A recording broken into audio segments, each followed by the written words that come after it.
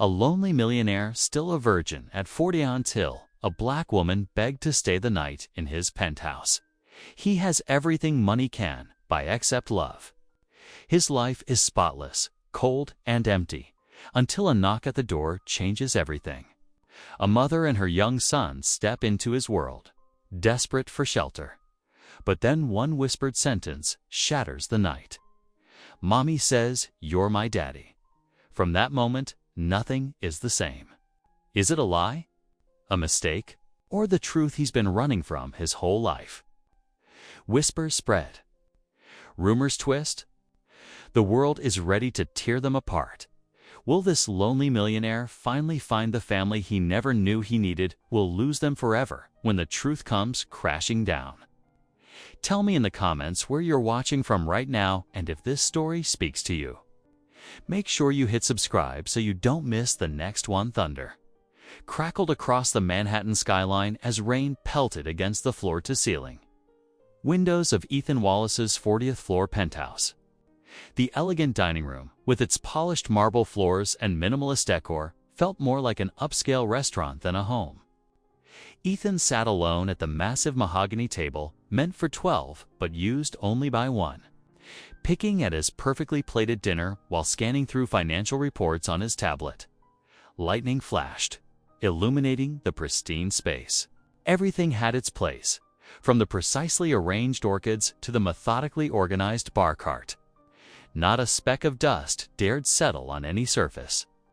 The cleaning service saw to that 3 times a week. Ethan adjusted his crisp white collar and sighed, the sound nearly lost in the vast emptiness of the room. At 40 years old, he had achieved everything he'd set out to do, built his company from nothing, amassed considerable wealth, secured his place among Manhattan's elite. Yet on nights like this, with rain drumming against the windows and thunder echoing through empty rooms, the victory felt hollow. His fork clinked against fine bone china as he pushed around the remains of his salmon. The personal chef had left hours ago, leaving dinner warming in the state-of-the-art oven. Another meal eaten in solitude. Ethan glanced at his reflection in the window. Sharp features, graying temples, tired eyes. Success had aged him prematurely. Each deal and merger etching new lines around his eyes. The financial report showed another record quarter, but the numbers blurred together. Instead, his attention kept drifting to the rain-swept city below, where lights twinkled in countless windows. Behind each one, he imagined families gathering for dinner, couples sharing their day's stories, friends laughing over drinks. His penthouse, for all its grandeur, felt like a museum after hours. Beautiful, pristine, and utterly lifeless. A particularly loud crack of thunder made him flinch. The lights flickered ominously, and Ethan reached for his phone, checking that it was fully charged. He'd learned early in life to always be prepared. The storm was getting worse. Sheets of rain now obscuring his usual spectacular view of the city. His publicist, Claire, had called earlier, wanting to discuss his upcoming speaking engagement at a business conference. "You need to get out more," she'd said, not for the first time. All work and no play makes Ethan a dull boy. He'd deflected with talk of quarterly projections and market analyses. His usual shield against personal conversations. The power flickered again. Longer this time, making the sophisticated security system chirp and protest. Ethan was about to head to his home office to check the backup generator when a sharp buzz from the lobby intercom cut. Through the storm's rumble, he froze, fork halfway to his mouth. Nobody ever came by unannounced. His entire life ran on carefully scheduled appointments and planned interactions. The buzz came again, more insistent this time. Moving to the intercom panel, Ethan pressed the button. "Yes, please." A woman's voice crackled through the speaker, tension evident in her tone. "I'm sorry to bother you, but the storm, it's terrible out here. My car broke down, and I'm soaked. Could I please come in until it passes?"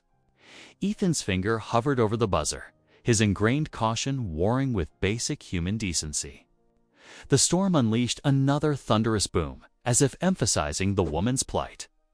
He glanced around his sterile sanctuary, this carefully constructed fortress of solitude. After a moment's hesitation, his finger descended on the buzzer. The lock clicked open far below, admitting the stranger into his ordered world. The elevator doors opened with a soft chime, and Maya Daniels stumbled into the penthouse lobby, her clothes dripping puddles onto the pristine marble floor. Her dark curls were plastered to her face, and her trembling hands clutched a worn leather suitcase that had seen better days. The storm outside seemed to mock her through the floor-to-ceiling windows, lightning illuminating the desperate scene. Ethan Wallace stood awkwardly by the entrance, his usual confidence wavering at the sight of this unexpected guest. Let me get you a towel," he said, disappearing briefly into a nearby linen closet. He returned with a plush white towel and held it out like a peace offering. "Thank you," Maya whispered, her voice hoarse from the cold. "I'm so sorry to intrude like this. The cab broke down 3 blocks away, and I've tried every hotel in the area. They're all full because of the storm." She dabbed at her face with the towel, careful not to smudge her minimal makeup. Ethan cleared his throat. "Would you like some tea? To warm up?" The words felt foreign in his mouth. It had been so long since he'd played host to anyone. Maya's eyes lit up with gratitude. "Tea would be wonderful, thank you." She followed him into the spacious living room, where a modern fireplace cast dancing shadows on the walls. "Please sit." Ethan gestured to one of the plush armchairs near the fireplace. "I'll be right back." He escaped to the kitchen, grateful for a moment to collect himself. His hands moved automatically through the motions of preparing tea, his mind racing with questions about his unexpected guest. When he returned with 2 steaming mugs, Maya had positioned herself closer to the fire, her shoes carefully placed on a small mat she'd found. She accepted the tea with both hands, savoring the warmth. "I'm Maya," she offered, breaking the awkward silence. "Maya Daniels. I really can't thank you enough for this." "Ethan Wallace," he replied, settling into the chair opposite her. "It's no trouble. Nobody should be out in weather like this."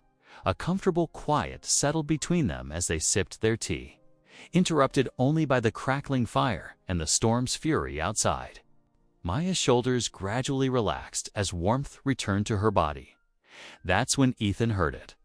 A small, muffled sound, like a suppressed sneeze. His eyes darted to the source of the noise, and there, peeking out from behind Maya's damp coat draped over a nearby chair, was a small face. Wide brown eyes stared back at him, belonging to a boy no more than 7 years old. Ethan nearly dropped his teacup. "You're not alone," he stammered, his gaze darting between Maya and the child. Maya's face flushed with embarrassment. The little boy emerged fully from his hiding spot. "This is my son Jamal," she said softly, reaching out to draw the child closer to her. "I'm sorry I didn't mention him right away. I was afraid you might turn us away if—" The boy stood straight, his chin lifted despite his damp clothes, looking at Ethan with a mixture of curiosity and caution. Like his mother, his clothes were soaked, though he seemed less bothered by it than she had been. Ethan sat frozen in his chair, his perfectly ordered world tilting slightly on its axis as he processed this new development. The pristine penthouse that had felt so empty just hours ago now held not one unexpected guest, but 2. Ethan stood frozen, his mouth opening and closing like a fish out of water as the small boy peered up at him with enormous brown eyes. Jamal's innocent face held no trace of guile, only pure curiosity as he studied the tall man before him. The child's Superman pajamas peeked out from beneath Maya's rain-soaked coat, and his sneakers squeaked against the marble floor. "I'm so sorry," Maya rushed to say, her cheeks flushing with embarrassment. "I should have mentioned, I hope it's okay that my son is with me. We really had nowhere else to go." Her hands fidgeted with the hem of her wet blouse, worry lines creasing her forehead. Thunder crashed outside, making the penthouse windows rattle in their frames. Jamal jumped slightly, instinctively moving closer to his mother. The storm seemed to grow more intense with each passing minute. Sheets of rain lashing against the glass like angry fingers. "Please." "Sit down," Ethan finally managed, gesturing toward the plush living room sofa. His voice came out rougher than intended, and he cleared his throat. "I'll make some hot tea, and maybe some hot chocolate for the little guy." Jamal's face lit up at the mention of hot chocolate. "Yes, please," he chirped, already bouncing toward the couch. Maya followed more hesitantly, perching on the edge of the cushion as if ready to flee at any moment in the kitchen. Ethan's hands shook slightly as he prepared the drinks. The quiet domestic scene unfolding in his usually empty home felt surreal. The kettle's whistle pierced the air, and he carefully arranged everything on a silver tray, 2 delicate teacups for the adults, and a sturdy mug with marshmallows, floating in rich chocolate for Jamal. When he returned, Maya and Jamal had settled more comfortably on the couch. The boy's eyes were wide as he took in the spectacular view of Manhattan through the rain-streaked windows. Another crack of thunder made the lights flicker. "Tea," and Jamal scooted closer to his mother. "Here we go," Ethan said softly, setting the tray on the coffee table. He noticed Jamal shivering slightly and retrieved a soft throw blanket from a nearby armchair. As he moved to drape it over the boy's shoulders, Jamal looked up at him with those searching eyes again. "Thank you," Jamal said politely, then tilted his head. "You have a really big house. Do you live here all alone?" The innocent question caught Ethan off guard. Yes, I do. That must be lonely," Jamal observed with the straightforward wisdom only children possess. Maya gently touched her son's shoulder. "Jamal, honey, don't be nosy." "It's okay," Ethan assured her, though his chest felt tight. He couldn't remember the last time anyone had shown genuine concern about his solitude. Settling into an armchair across from them, he watched as Jamal happily sipped his hot chocolate, leaving a small mustache of marshmallow foam above his lip. The storm continued its assault outside. But inside the penthouse, something warm and unfamiliar began to take root. As Ethan tucked the blanket more securely around Jamal's small frame, the boy's next words sent the room spinning. "Mommy says you're my daddy," Jamal whispered. His voice small but clear. The words hit Ethan like a physical blow. He froze in place, his eyes growing wide as saucers. The sound of shattering porcelain cut through the silence as Maya's teacup slipped from her trembling fingers, spilling its contents across the pristine floor. Maya's hands trembled as she gathered her composure. The shattered teacup forgotten on the floor. "Please, let me explain," she said, her voice barely above a whisper. The rain drummed against the windows, creating a tense backdrop to the moment. 8 years ago, I worked as a housekeeper at Sterling Towers, one of your properties. Ethan sank into the leather armchair across from them, his face a mask of confusion. "Sterling Towers," he repeated, running his fingers through his salt and pepper hair. That was before the renovation project." "Yes," Maya nodded, gently pulling Jamal closer to her side. "I was part of the cleaning staff. There was so much gossip among the workers back then." She paused, swallowing hard. "Someone started a rumor that we." Her voice trailed off as she glanced at her son. Jamal, oblivious to the tension, swung his feet back and forth on the couch. "Mommy has your picture from the newspaper," he announced proudly. "She keeps it in her special box." Maya's face flushed deeper. "It's not what you think. I saved that article because it was about the building where I used to work." But Jamal found it, and the other children at school were always talking about their fathers. She took a deep breath. "He created this story in his mind, and I didn't know how to tell him the truth without breaking his heart." Thunder crashed outside, making them all jump. Ethan leaned forward, his elbows on his knees, processing everything he'd just heard.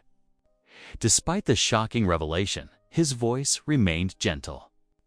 "I understand how children can create their own narratives," he said carefully. "But Maya, you know that of course," she interrupted quickly. "I know we never even met back then. I was just one of dozens of staff members. I should have corrected him sooner, but," she looked at Jamal with tears in her eyes. "He seemed so happy having someone to look up to." The wind howled fiercer now, rattling the windows of the penthouse. Ethan's phone buzzed, a weather alert showing all public transportation had been suspended due to the severe storm. He glanced at Maya and Jamal, noting how exhausted they both looked after their ordeal in the rain. "Listen," he said, standing up. "It's getting worse out there. All the trains and cabs are suspended." He gestured down the hallway. "I have a guest suite that's never used. You and Jamal should stay here tonight, where it's safe and warm." Maya started to protest, but another crack of thunder made her jump. "Thank you," she finally whispered. "You're very kind." After showing them to the suite and making sure they had everything they needed, Ethan retired to his own room. But sleep wouldn't come. He lay in his king-sized bed, staring at the ceiling as Jamal's words echoed in his mind. "Mommy says, you're my daddy."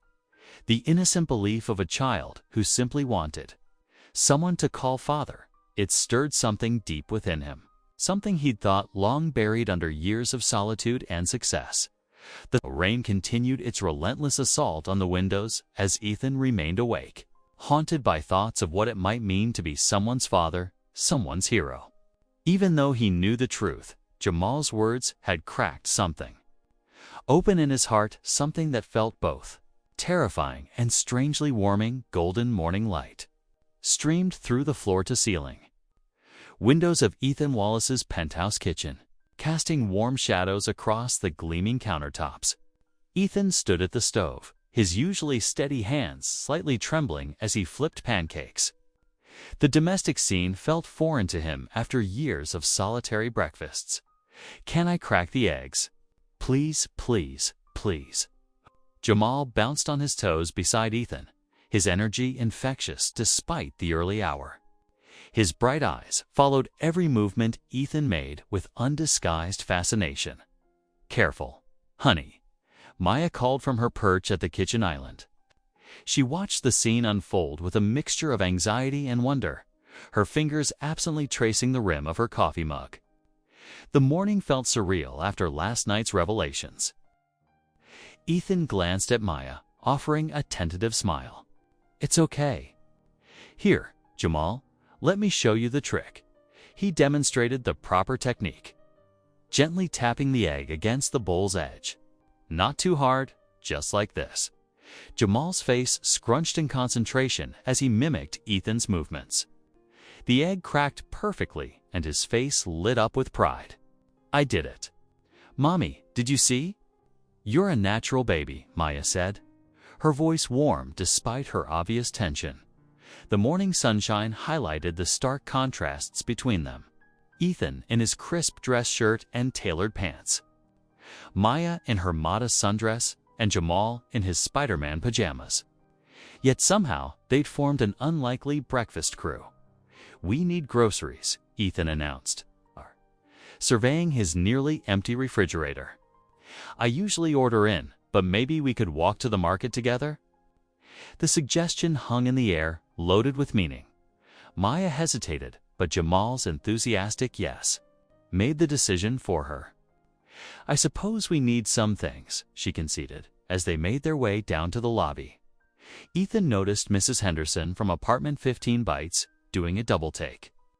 The elderly woman's eyes widened at the sight of Maya and Jamal, her perfectly manicured hand rising to cover her mouth as she whispered something to her husband. Outside, the morning was bright and busy with Manhattan energy. Jamal skipped between Maya and Ethan, occasionally reaching for both their hands. The market was only 2 blocks away, but their progress drew attention. The doorman at the neighboring building stared openly, and a couple leaving the coffee shop paused their conversation to watch them pass. Did you see that?" One woman whispered to another as they entered the market.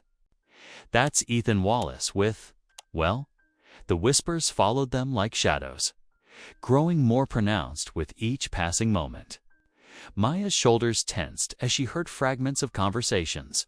"Never knew he had a family, but there, what will people think?"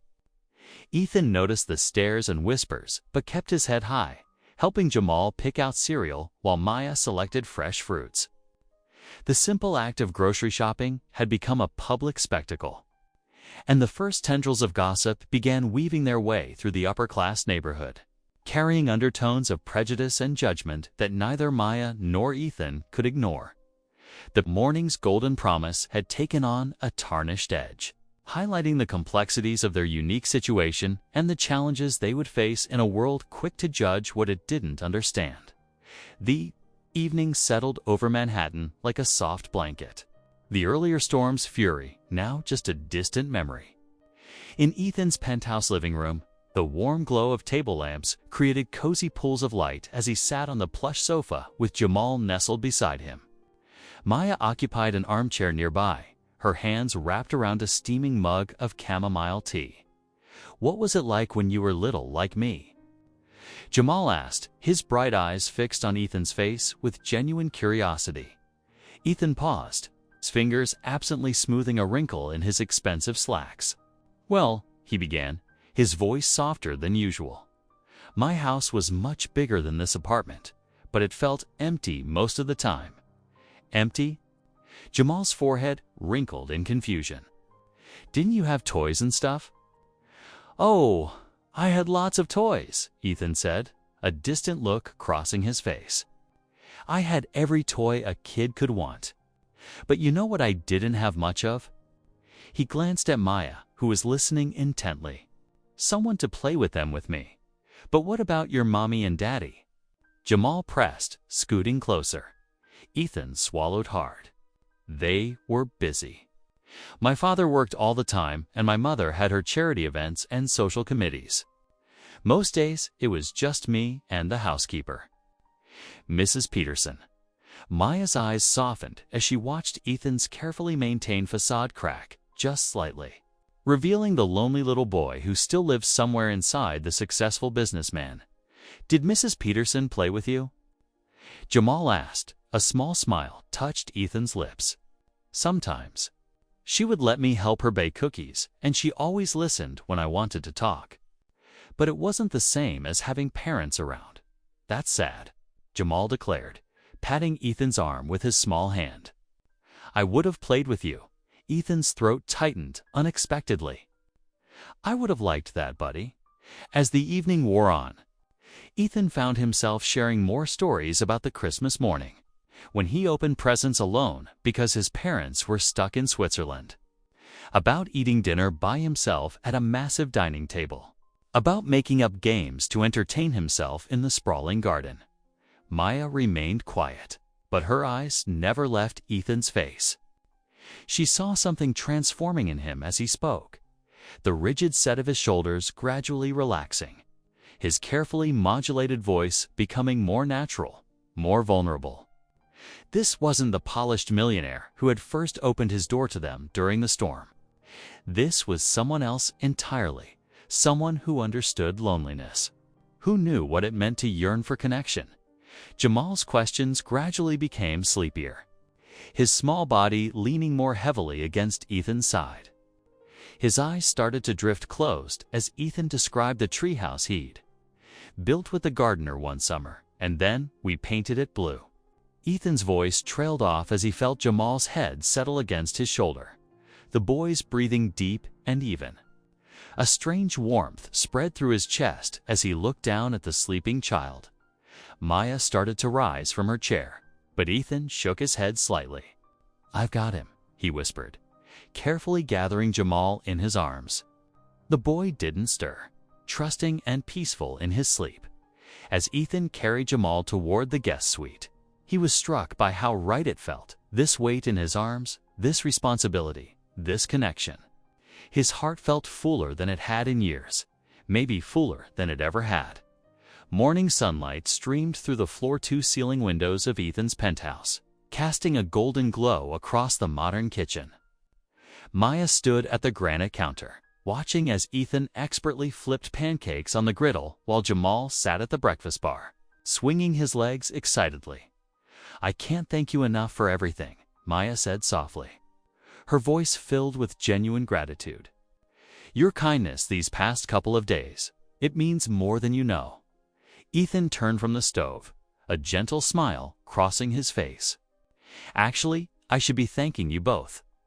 This place hasn't felt this alive in years," looking out at the clear blue sky beyond the windows. Ethan's face brightened with an idea. "You know what? It's too beautiful to stay cooped up inside. How about we visit Central Park? It's just a few blocks away. Can we, Mommy, please?" Jamal bounced in his seat, eyes wide with anticipation. Maya hesitated for a moment, but seeing the genuine warmth in Ethan's expression and her son's excitement, she nodded. "That sounds wonderful." The walk to the park was filled with Jamal's endless questions about everything they passed. Ethan patiently answered each one, occasionally exchanging amused glances with Maya. The park welcomed them with its lush greenery and winding paths, a peaceful oasis in the midst of the city's bustle. They found themselves at the duck pond, where a family of mallards paddled lazily across the water. Jamal's delighted laughter rang out as the ducks quacked and splashed, especially when one particularly bold duck waddled up onto the shore hoping for a treat. "Look, Mommy, that one's dancing." Jamal pointed as a duck shook its tail feathers, sending them all into fits of laughter. The afternoon sun grew warmer, and Ethan spotted an ice cream cart. "How about some ice cream?" he suggested, already heading toward the vendor. They sat on a nearby bench, enjoying their treats. Jamal had chosen chocolate with rainbow sprinkles, ice cream dripping down his cone faster than he could eat it. Maya delicately licked her vanilla cone while Ethan savored his mint chocolate chip. "You've got a little." Maya gestured to her own nose, trying not to laugh as Ethan discovered a spot of ice cream on his face. He wiped it away, chuckling along with her. The day felt perfect, almost magical in its simplicity.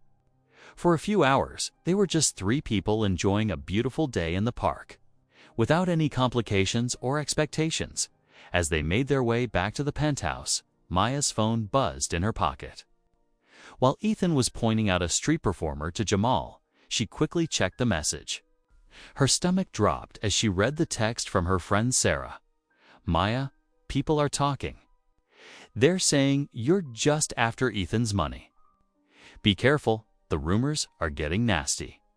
Maya's hand trembled as she quickly tucked the phone away, forcing a smile when Ethan glanced back at her. The perfect day suddenly felt tainted, and worry crept into her heart. She watched Ethan and Jamal walking ahead, their easy companionship evident in their matching strides, and felt a wave of protectiveness. These cruel rumors threatened to destroy the delicate trust they had built.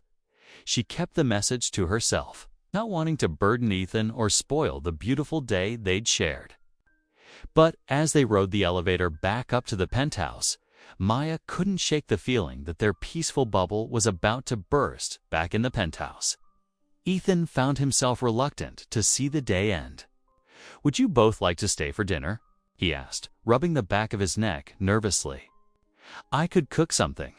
Maya started to politely decline, but Jamal's enthusiastic yes made her smile and nod in agreement. Ethan led them to his rarely used formal dining room, where a magnificent mahogany table stretched beneath an elegant chandelier. He began pulling out chairs that hadn't been touched in years, wiping away a thin layer of dust with his sleeve. "Let me help," Maya offered. Watching him struggle with the placement settings, double quotes, "No, you're my guests," Ethan insisted, though his uncertainty showed as he tried to remember which side the forks went on. He disappeared into the kitchen, the sound of cabinets opening and closing echoing through the apartment. Maya and Jamal exchanged amused glances as they heard the clatter of pots and pans. "I think I should at least check on him," Maya said. Following the noise, she found Ethan surrounded by cooking implements, staring at his phone with furrowed brows. "I'm looking up a recipe," he admitted sheepishly. "I don't cook much." "I can see that," Maya laughed gently, noting the pasta box he held upside down. "Would you like some help?" Together, they prepared a simple meal of spaghetti and meatballs. Ethan proved earnest, if clumsy, managing to splash tomato sauce on his expensive shirt, but beaming with pride when the pasta turned out perfectly al dente under Maya's guidance as they settled around the table. Maya found herself opening up. "It hasn't been easy," she confessed quietly, while Jamal twirled pasta on his fork. "Being a single mom, working 2 jobs sometimes just to make rent. There were nights I'd cry after Jamal was asleep." Wondering if I was doing enough, Ethan listened intently, his usual businesslike demeanor softened by genuine compassion. He reached across the table, briefly touching her hand in understanding. "This is nice," Jamal declared, sauce smeared across his chin. Having family dinner together, Ethan's heart skipped at the word family. A warm feeling spread through his chest, immediately followed by a flutter of panic. The word carried so much weight, so many implications. He found himself both yearning for and terrified by the possibility it represented. The community center stood weathered but proud in a modest neighborhood, its brick facade telling stories of countless lives touched within its walls. Ethan shifted nervously in the passenger seat as Maya pulled up to the curb. "Are you sure about this?" he asked, eyeing the peeling paint and cracked steps. Maya smiled encouragingly. "They're good people, Ethan. Just be yourself." Inside, the fluorescent lights flickered overhead as Ethan wheeled in boxes of donated books. Suspicious glances followed him as he made his way through the main room. An elderly woman clutched her purse tighter, while a teenager in the corner whispered to his friend. "Everyone," Maya announced to the small gathering. "This is Ethan. He's here to help with our financial literacy program." The silence was deafening until Mrs. Rodriguez, the center's longtime volunteer, stepped forward. "We don't need charity from rich folks who'll forget about us tomorrow." Ethan set down the last box and straightened his shoulders. "You're right. You don't need charity. What you need is partnership." He opened a book on basic investing. "I grew up with nothing. Everything I learned about money, I learned the hard way. If I can help even one person avoid those mistakes, I want to." The sincerity in his voice made Mrs. Rodriguez's expression soften slightly. As Ethan began his first lesson, explaining compound interest in simple terms, more people drifted closer. A young mother with 2 kids sat down. Then a teenager put away his phone to listen. During a break, Ethan quietly slipped away to inspect the building. He noted the leaky roof, the ancient heating system, the worn-out computers. Without fanfare, he made some calls to contractors over the next few hours. As Ethan patiently answered questions and shared practical advice, the initial skepticism began to melt. When he helped a young man understand how to start a small business plan, genuine smiles replaced guarded looks. "You see that crack in the ceiling?" Mrs. Rodriguez mentioned casually. "Been there 5 years, not for much longer," Ethan replied softly, showing her the repair schedule he'd arranged. The transformation in the room was palpable. Children gravitated toward him, asking for help with math homework. Adults who had initially kept their distance now eagerly participated in discussions about budgeting and saving. When it was time to leave, the same people who had doubted him were asking when he'd return. Ethan found himself promising to come back next week. Surprised by how much he meant it, Ethan's penthouse transformed from its usual pristine silence into a vibrant gathering space. Colorful streamers decorated the walls, and the aroma of home-cooked dishes filled the air. Volunteers from the community center brought their specialties, sweet potato pie, cornbread, and dishes that spoke of love and tradition. Y'all sure cleaned up nice. Mrs. Johnson, the elderly woman who'd once clutched her purse around Ethan, now hugged him warmly. This place needs some life in it. The sound of gospel music started softly, then grew as more voices joined in. Robert, who'd been skeptical at first, led the singing with a rich baritone that filled the space. Children danced, their feet pattering against the hardwood floors that had never known such joy. Ethan watched Maya move through the crowd, her smile radiant as she introduced neighbors to each other. Jamal bounced from group to group, proudly showing off his penthouse to everyone who would listen. "I've never seen you like this, Claire Richards," Ethan's publicist commented quietly. She'd stopped by briefly to discuss some business, but found herself staying for the celebration. "I've never felt like this," Ethan admitted, his eyes crinkling with genuine happiness. The walls he'd built around himself had crumbled, replaced by something warmer and more real. The evening stretched on, full of stories, laughter, and shared hope. As the last guests departed, Maya helped Ethan gather empty plates. "Thank you," she said softly. For everything, Ethan slept peacefully that night, his heart full. But the next morning brought a harsh awakening. His phone buzzed incessantly with notifications. The headlines screamed from his screen: reclusive millionaire and black maidlove scandal or exploitation. The article featured grainy photos taken through windows, intimate moments twisted into something tawdry. Maya helping with dishes, Jamal hugging Ethan, their day at the park. When he rushed to find Maya, she was already packing her suitcase, her hands trembling and tears streaming down her face. "I can't do this to you," she whispered. "I can't let them turn this beautiful thing into something ugly." In the pre-dawn darkness, Maya quietly zipped up their suitcases while Jamal rubbed his sleepy eyes. She left a handwritten note on the kitchen counter, her tears smudging the ink. "Thank you for everything. We're sorry for any trouble we've caused." Taking one last look at the penthouse that had briefly felt like home, Maya guided Jamal toward the elevator. The little boy dragged his feet, clutching his favorite stuffed animal. "But I don't want to go," Jamal whispered, his lower lip trembling. "What about Mr. Ethan?" Sweetie," Maya soothed, though her own heart was breaking. "Sometimes we have to do hard things to protect the people we care about." The elevator doors closed silently behind them, and they slipped out into the quiet morning streets of Manhattan. Hours later, Ethan woke to an unusually silent penthouse. The warmth and life that had filled his home for the past few days had vanished. He called out, "Maya, Jamal." His voice echoed through empty rooms. In the kitchen, he found Maya's note. His hands shook as he read it.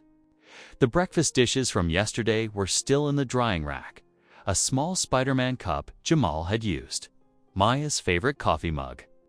Signs of the life that had briefly touched his. The penthouse felt colder than ever before. The modern furniture and expensive art that had once represented his success now seemed hollow and meaningless. Even the morning sunlight streaming through the floor to ceiling. Windows couldn't warm the space. Ethan wandered to his grand piano. It's the same one where Mrs. Johnson had played gospel songs just yesterday. His fingers found the keys, playing a broken melody, a lullaby he'd been teaching Jamal for the first time in years. Tears streamed down his face, falling silently onto the ivory keys as silence filled the penthouse. Ethan found himself drawn to his childhood photos, pristine albums his mother had meticulously maintained before her passing. His fingers traced over images of a skinny boy with thick glasses and ill-fitting clothes, always standing slightly apart from others. "I was such an easy target," he whispered to himself, remembering the taunts. "Awkward Ethan," they'd called him. "Weirdo Wallace." Every photo told the same story: birthday parties where half the class hadn't shown up. School plays where he stood in the back, trying to disappear. He remembered Tommy Martinez in 4th grade, who'd pretended to be his friend for 3 weeks, only to lead him into an ambush of water balloons filled with paint on picture day. The memory still stung 32 years later. His mother had tried to wash the blue stains out of his new shirt, but they'd never quite faded, sitting in his expensive leather chair surrounded by the trappings of success. Ethan finally saw his wealth for what it was, not a triumph, but a fortress. Every dollar he'd earned had been another brick in the wall around his heart. His success had become his armor, his solitude a chosen prison. "I thought I was protecting myself," he muttered, looking around at his pristine, empty home. "But I was just hiding," as he moved to close the photo album. Something fluttered to the floor, a piece of construction paper that had been left on his desk. Ethan's heart clenched as he picked it up. It was Jamal's drawing, done in bright crayon colors. 3 stick figures held hands, a tall one labeled Daddy Him, a medium one with curly hair labeled Mommy Maya, and a small one with a big smile, Jamal. Above them all, in wobbly letters, My Family. Tears blurred Ethan's vision as he clutched the drawing to his chest. His voice cracked in the empty room as he whispered, "I can't let this go." Wiping away his tears, Ethan reached for his phone and dialed Claire Richards' number. His publicist answered on the first ring, her voice tense with concern. "Ethan, I've been trying to reach you. The media is having a field day with these rumors. We need to lay low and wait for this to blow over." "No, Claire." Ethan's voice was firm, steadier than it had been in days. "I won't hide. I want to hold a press conference today. Are you out of your mind?" Claire's professional composure cracked. "That's the worst thing you could do right now. The speculation will die down if we just—" "It's not about the speculation," Ethan interrupted. "It's about Maya's dignity.